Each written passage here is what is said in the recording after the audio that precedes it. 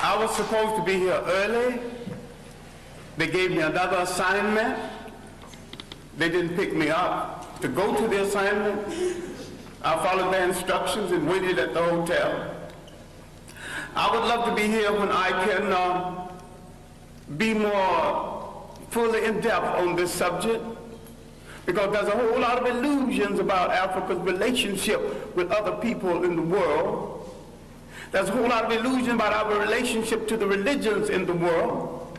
And these belief systems that had its origin in Africa, all of them, and there is no exception, turned on African people. I said there is no exception.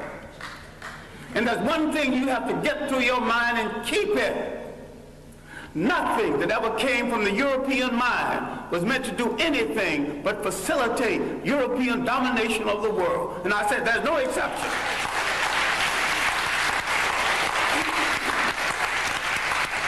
Everything that was brought into this continent, everything, every idea, every so-called religion was meant to dominate and to control. The Arabs had no illusions about it. The Europeans had no illusions about it. You were the ones with the illusions. And yet every element that went into the making of every major religion in the world started in Africa.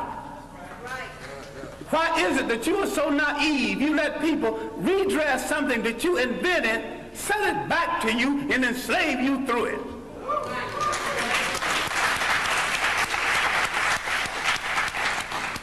I'm saying that all organized present religions are male chauvinist murder cults.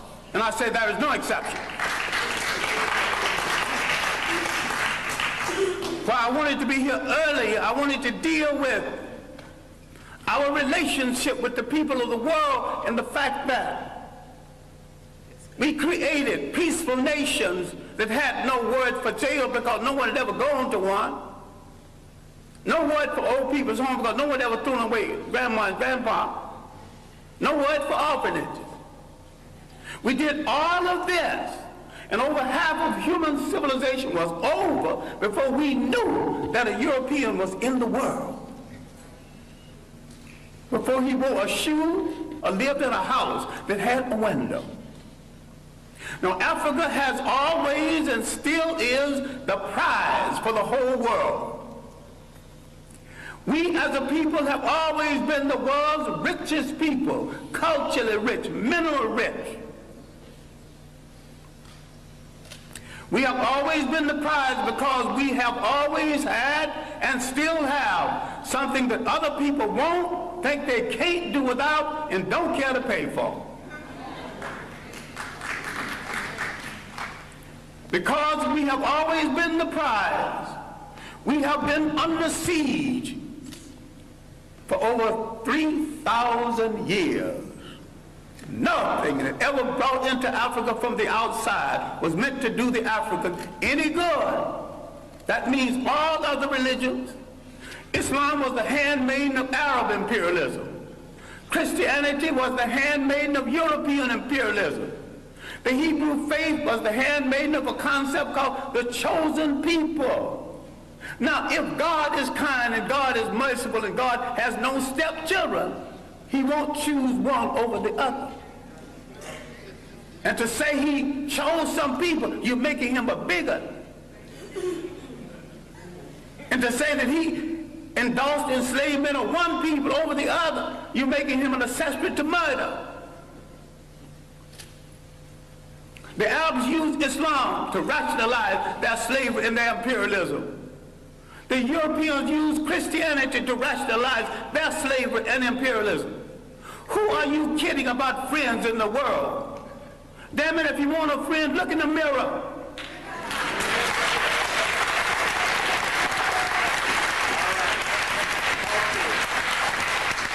There's 1 billion African people on the face of this earth. Why are you buying third-rate junk from third-rate people thinking you can't make it? Why don't you at least make a safety pin to hold your child's diaper together? Teach. Who has programmed your mind into thinking you can't make a car? The first man that made a car, they had never seen one previously.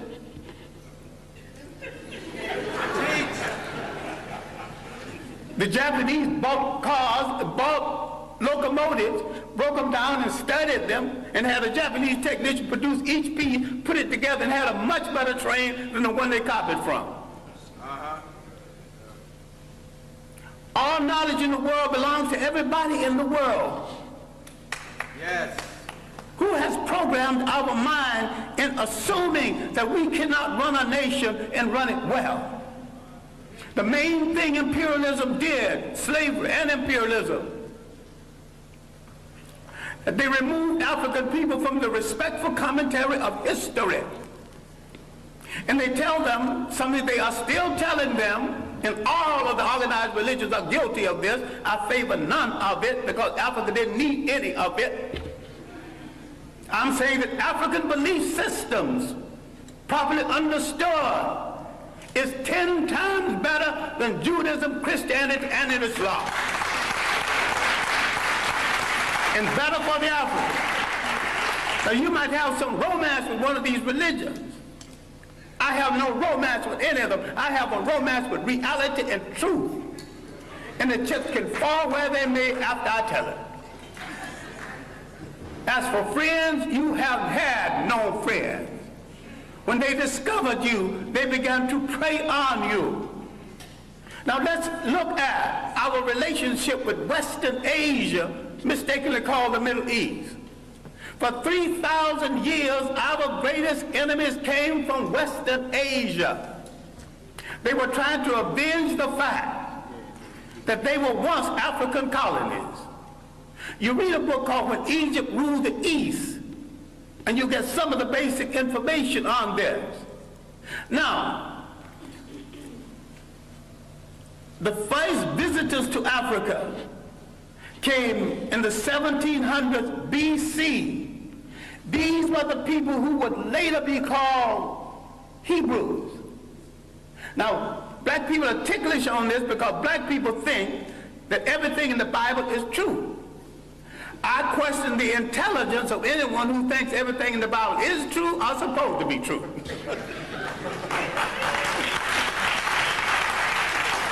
It's allegory, stories told to illustrate a point at a time when there were very few people reading books.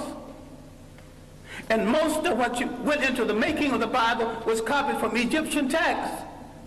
Now, if you want to get so dewy-eyed over the Bible, which is a carbon copy of a carbon copy, why don't you go back and read the original Egyptian text?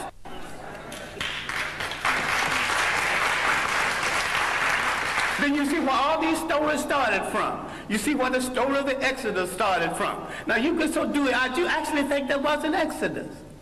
These people walked into Africa. Why couldn't they walk out? Why did they have to go by sea?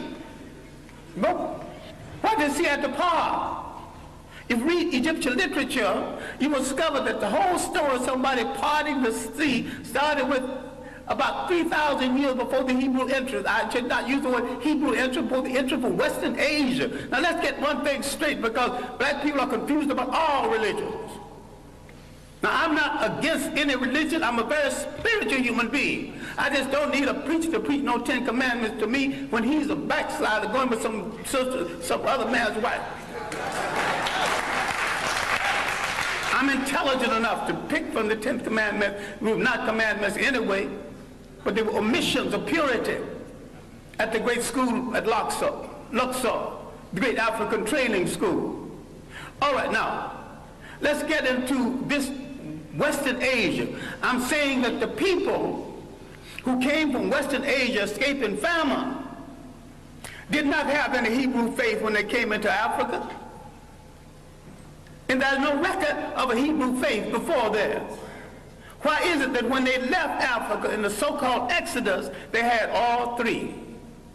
African culture, an African religion, and an African language. Now look at the origin of the so-called people you now refer to as Jews. And you're mistaken using that reference because the word Jew is of European origin. And the people in Europe who call themselves by their name have no relationship to the biblical people of the Hebrew faith. And I'm saying that the people we now call Jews entered world history with their visit to Africa. And when Africa was invaded, 1675 BC, instead of joining the Africans who had been their beneficiary and saved them from starvation, they joined the enemies of Africa. No one has ever returned any favors to us. As a people, we have always been hospitable to strangers, mostly the wrong strangers.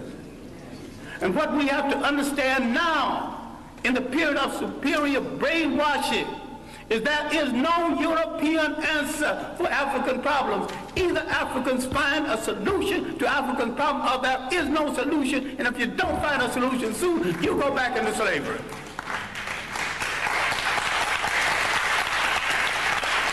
We have to stop all of this nonsense about who belongs to what religion when all of them were imposed on us in the first place.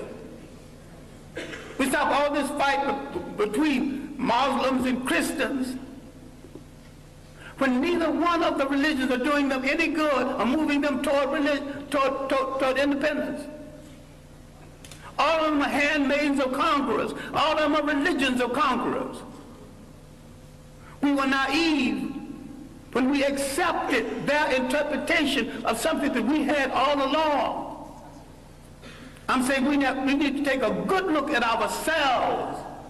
I'm not talking about burning churches. I'm not talking about getting rid of religions. Understand me well. I am saying that every single thing that touches your life, religious, socially, and politically, must be an instrument of your liberation, or you must throw it into the ash can of history.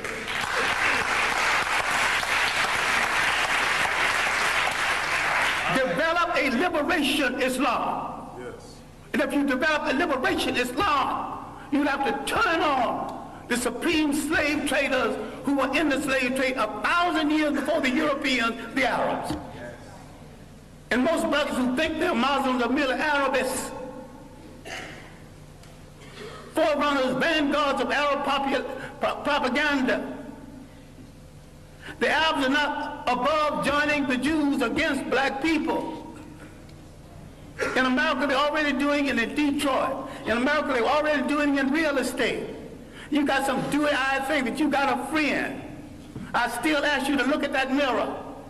And if nothing staring back at you is friendly, then you got no friend. But this is where you start friends. All right. I'm saying something which you need to reconsider. I'm saying that everything that came into Africa, every people that came into Africa, did not come to do Africa any good. Everyone and every religion and every people who came into Africa declared war on African cultures. They began the bastardization of African people, created confused mulatto who didn't know whether he'd be loyal to his mother's people or his father's people. That confusion is still here. The fascination for the color of the conqueror and the fascination to go to bed with the conqueror. Now that's raw and mean, but it's true. Now, some time ago, a North African leader, Gaddafi, was sending some Libyans to study in Europe.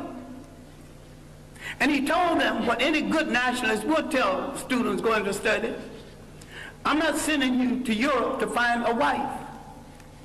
I'm sending you to Europe to gain the technology to come back and make Libya a strong nation, a strong Islamic nation, and a strong Arab nation. And you cannot achieve any of this between the legs of a European woman.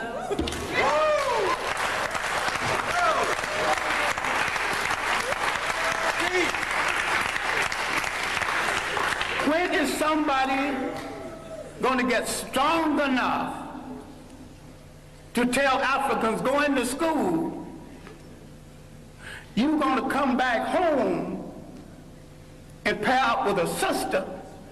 But if you want to pair up over there, stay over there.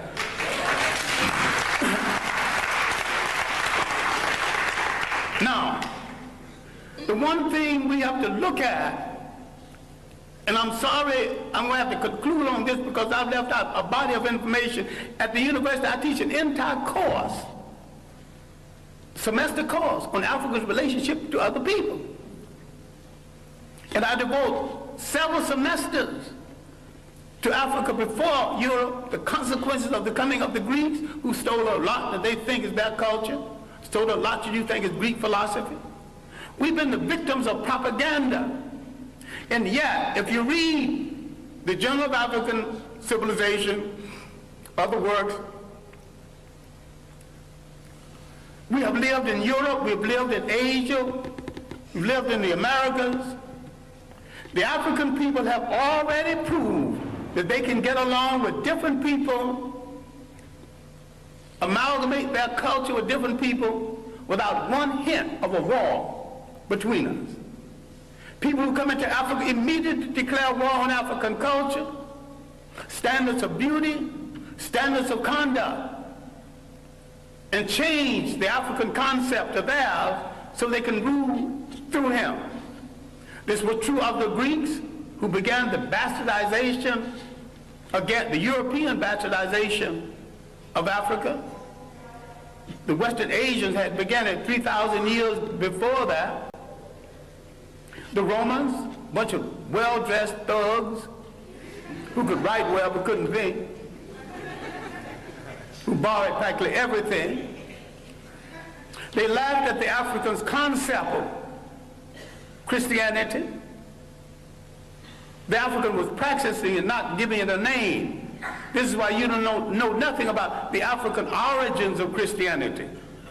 This is why a whole lot of people will not read Ben Yakinen's The African Origins of the Major Western Religions, Africa, Mother of Western Civilization, a Black Man of the Nile. Because he's telling it like it is, but you also will not read white radicals who identified Africa as the origin of the great religions of the world, especially Alvin Boyd Kuhn in his work, Who is This King of Glory? In Shadow of the 3rd Century.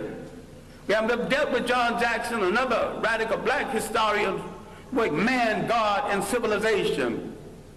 We let some of our great scholars die in hunger, die wanting for friendship.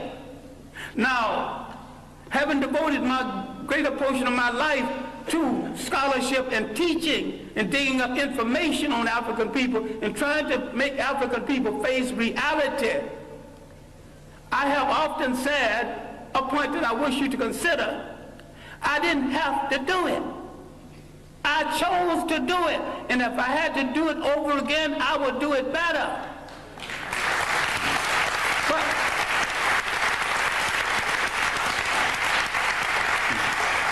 I have a lot of talent other than the talent to teach and to research. I've never met a rich man who had a better mind than me.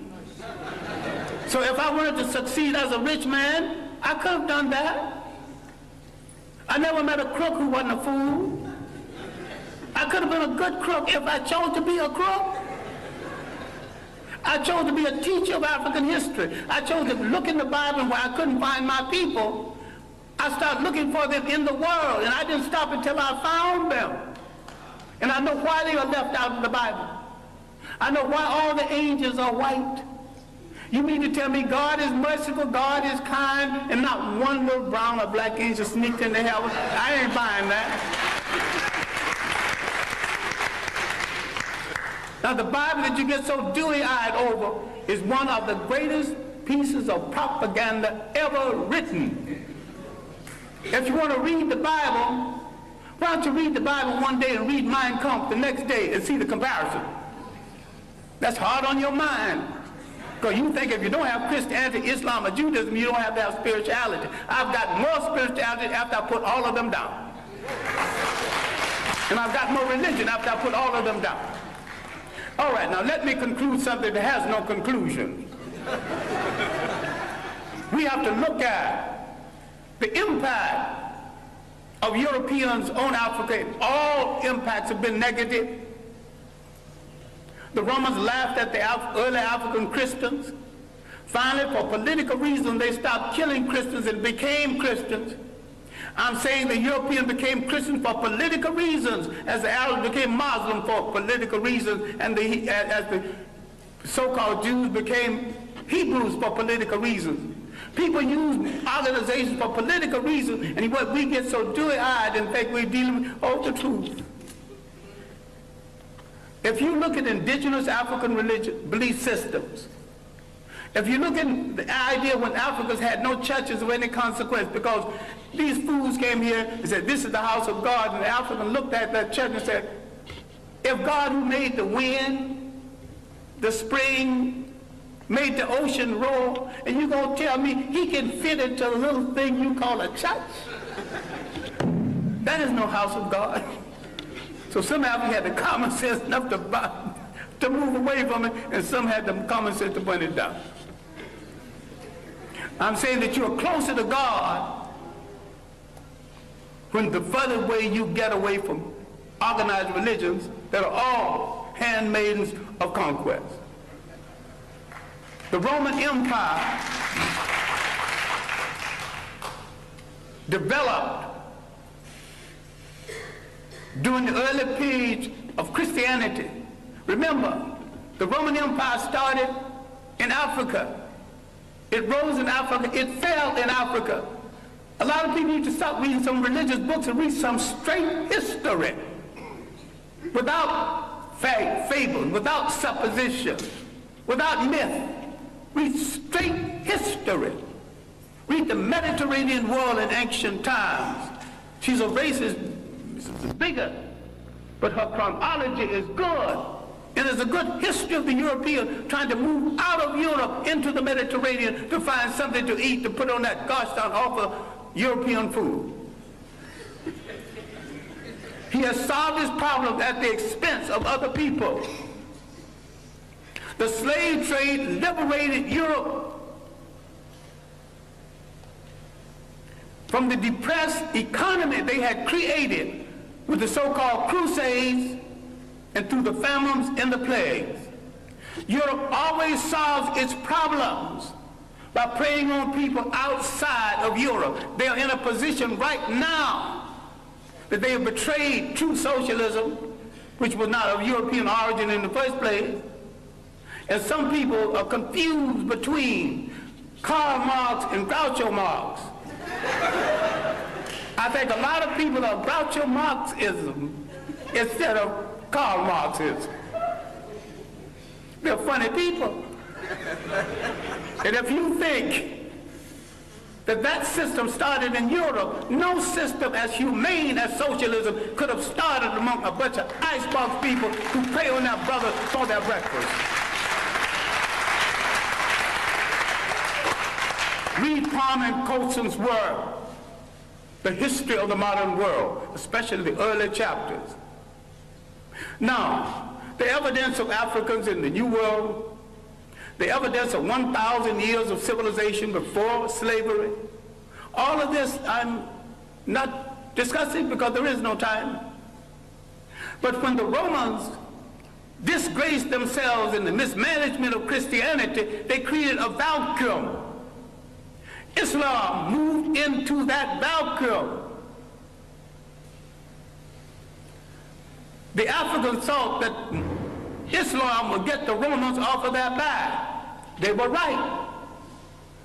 Islam got the Romans off of their back, and the Arabs jumped on their back, and they're still there, using Islam to justify it. Now, the African military man, because we are the greatest fighting machine in the face of the earth, if we ever discovered this, people are going to start running. Under proper leadership, proper inspiration, properly equipped, the black man is the greatest human fighting machine God ever created, if indeed God created it. I think the gods of Africa created it. Once you lose track of your heritage, you lose track of your liberty in this world. The Europeans doing the slave trade not only read the African out of history, they colonized history, they colonized information about history, they colonized image. They colonized the image of God. Who told you Christ was white? He was born in that part of the world predominantly occupied by non-European people. So you should not get into the argument about whether he's white. All you have to say, was he a Greek? No. Was he a Roman? No. But these were the only people partially white in the area at the time. If he wasn't a Greek, he wasn't a Roman, he was one of those other people. You don't have to argue about the shades of color. So far as you're concerned, once you establish he was not a woman, he was not a Greek, your conversation is over.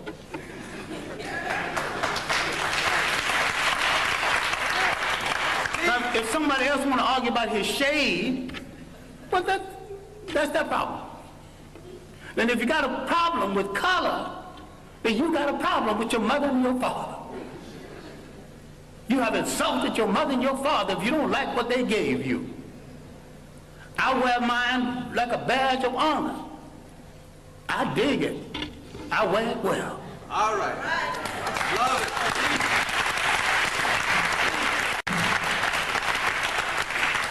I'm saying in closing, and I am closing, that what you have to do is take a holistic look. Not only at your position in the world, but your potential in the world. You have to learn how to convert everything into an instrument of liberation or leave it alone. You have to realize there was no Greek fraternities and sororities until they were introduced to secret African societies. People get all dewy-eyed over something that was imposed on them in order to control them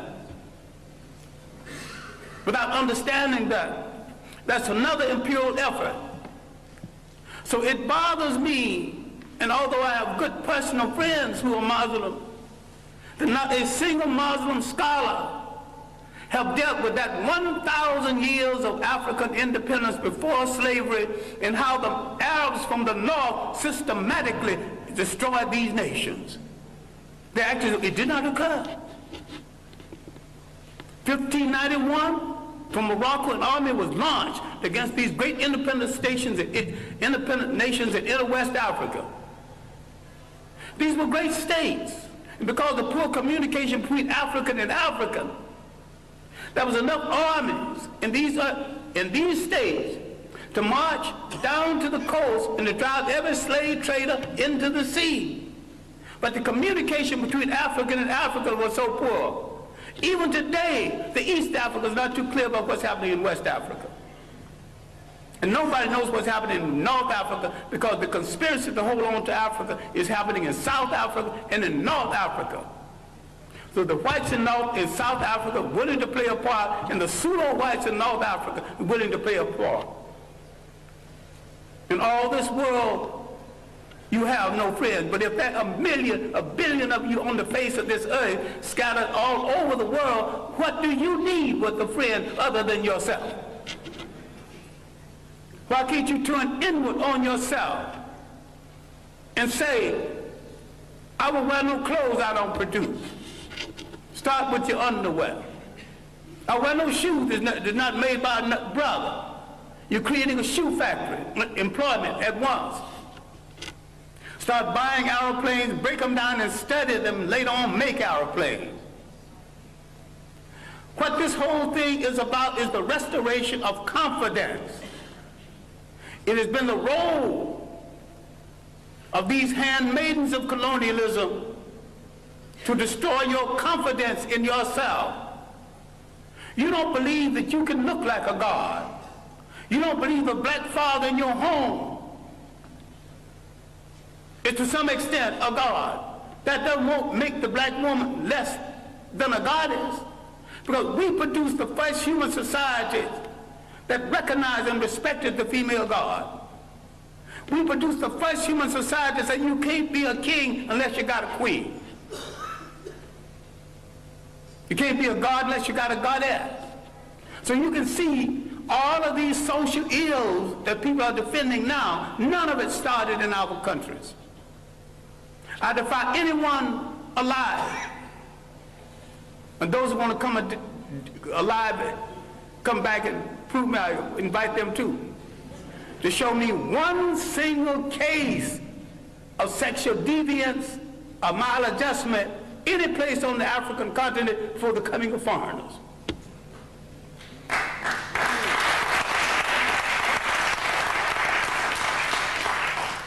I defy you to show me one case of teenage pregnancy, one case of ill treatment of women. We got confused with someone else's ideas, someone else's concept and definition of us. What we have to understand is that faith has not spared us for an idle reason. A whole lot of people who've been hit less than us are extinct. What is there in us that made us strong enough to take this heavy blow? 500 years of slavery, one way or the other. Slavery, neo-colonialism. What made us strong enough to survive? What is faith saved us to do? And inasmuch as we gave the world its first humanity, faith has saved us to give the world its last humanity.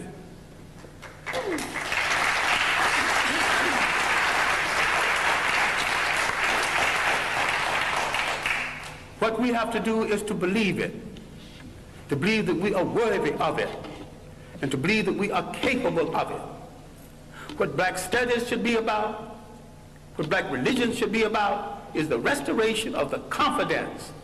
And the restoration of the confidence that we must rule the state again. There is not an imitation nation, an independent nation in Africa or the Caribbean Islands. They're all imitation European states. And what we have to understand is that the nation state is stagnant. The African did not live in a nation state, he lived in a territorial state. The African learned something very basic. Cultures have to be fertilized by cultures.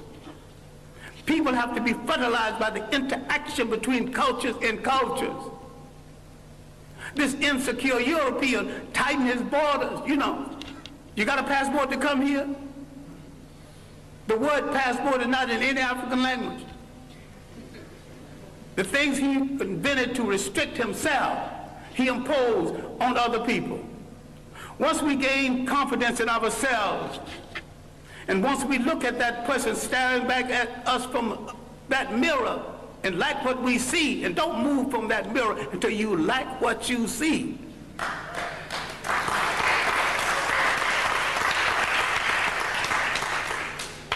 Then, in coordination with other African people throughout the world, we will give the world a new lease on life. We will turn to all of our people and not one part of them, because we came from a matrilineal society that respected women to the point the lineage came down to the female side. We must answer the call of the great African-American poet, Margaret Walker, who said, "Let the dirges end, let a new peace begin. Let us write a new covenant for the freedom of ourselves in the world." African men throughout the world need to step forward and answer Sister Margaret and say, "Sister Margaret, we have heard your call, and because we have never been a society that excluded women, with our women at our side, we are ready to pick up the challenge. We are ready to start a revolution that will change the world. We won't get ready tomorrow because tomorrow's things are left to tomorrow. We will start our revolution right now, and we will start it with ourselves." Thank you.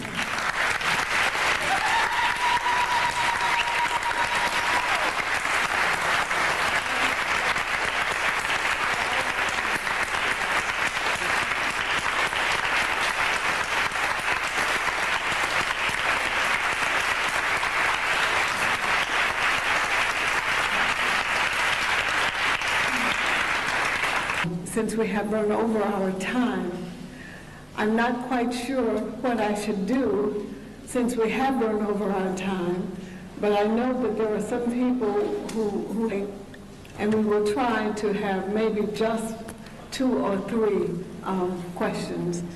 I see a hand. You'll have to speak very loudly. Syria is saying we really have problems with the World Bank. And when we are in trouble, we are told in this country where growth rate is 5%.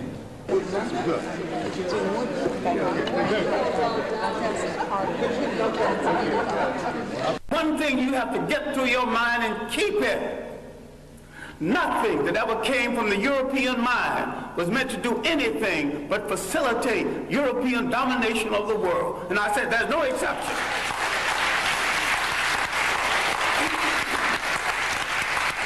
Everything that was brought into this continent, everything, every idea, every so-called religion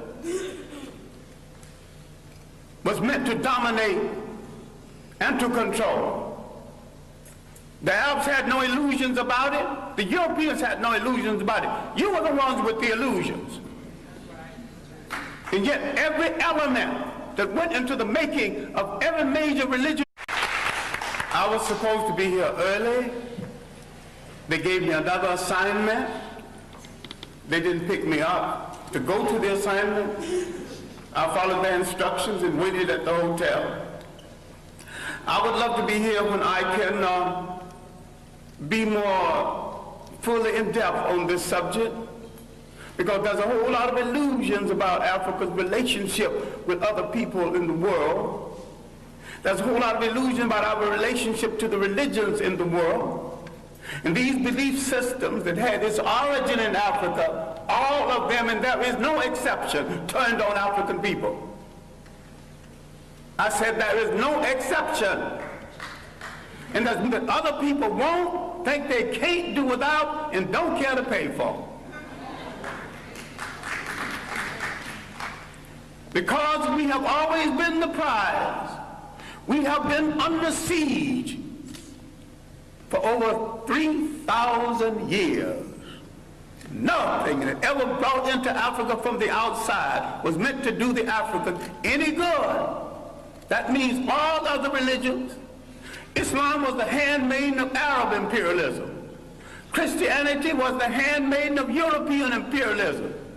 The Hebrew faith was the handmaiden of a concept called the chosen people. Now, if God is kind and God is merciful and God has no stepchildren, no word for old people's home because no one ever threw them away, grandma and grandpa, no word for orphanages. We did all of this, and over half of human civilization was over before we knew that a European was in the world. Before he wore a shoe or lived in a house that had a window. Now, Africa has always and still is the prize for the whole world. We as a people have always been the world's richest people, culturally rich, mineral rich. We have always been the prize because we have always had and still have something in the world started in Africa. Why is it that you are so naive? You let people redress something that you invented, sell it back to you, and enslave you through it.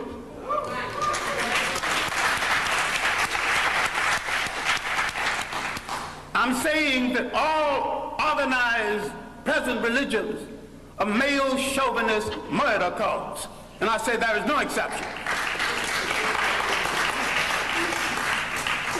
Why I wanted to be here earlier, I wanted to deal with our relationship with the people of the world and the fact that we created peaceful nations that had no word for jail because no one had ever gone to one.